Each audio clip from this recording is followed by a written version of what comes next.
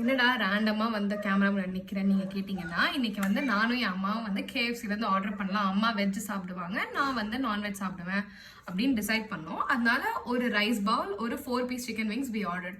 டோட்டலா இவ்வளவோ சேர்த்து பில் அமௌண்ட் வந்து 366. இதுல வந்து ஒரு கூப்பன் போட்டு ஒரு 1 லைட் டெலிவரி ஃப்ரீ பண்ணி கொஞ்சம் கஞ்ச பிஸ்னரிஸ். இதுல என்ன பெருமை? ஸோ அதனால அந்த மணிலாம் தள்ளுபடி பண்ணி 366 பே பண்ணிட்டோம். நாங்க 140க்கு ஆர்டர் பண்ணோம். அதே 140க்கு வேற ஏதோ பாவமான ஜீவராசி இதே பிரான்ச்ல இருந்து ஆர்டர் பண்ணிருக்கு போல. ஸோ ஏன் டெலிவரி வந்து வேற எங்கேயோ போயிருச்சு.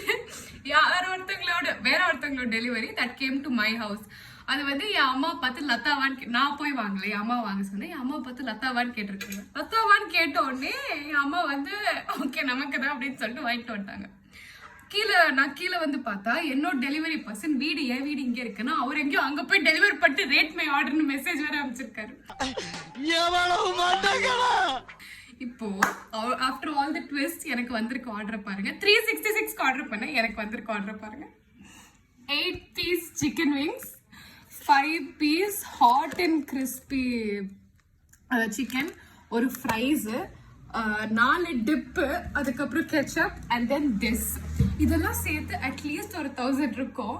அண்ட் நான் வந்து I felt very bad. I wanted the other person to get refund. ஏன்னா அவங்க வந்து 1000 ருபீஸ்க்கு இவ்வளோ ஆர்டர் பண்ணிட்டு ஜாலியாக சாப்பிடணும்னு உட்காந்துருப்பாங்க. வேற யாருக்கோ ஒரு 366 ரைஸ் பால் அதுவும் வெஜ் வந்துச்சுன்னா எவ்வளோ மூஞ்சில் அடிச்ச மாதிரி இருக்கும். ஸோ அதனால நான் ரீஃபண்ட் அந்த பர்சனுக்கு ரீஃபண்ட் போதும்னு ஸ்விக்கியை காண்டாக்ட் பண்ணா ஸ்விக்கி வந்து எனக்கு 300 ரீஃபண்ட் கொடுத்துருக்காங்க இப்போ. ஸோ இப்போ வந்து எனக்கு லஞ்ச் ஃப்ரீ, இதெல்லாம் ஃப்ரீ. ஸோ யார் ஆர்டர் பண்ணிருக்கீங்களோ please please please contact Swiggy, சண்டை போடுங்க. I am so sorry for you, but this is for me now.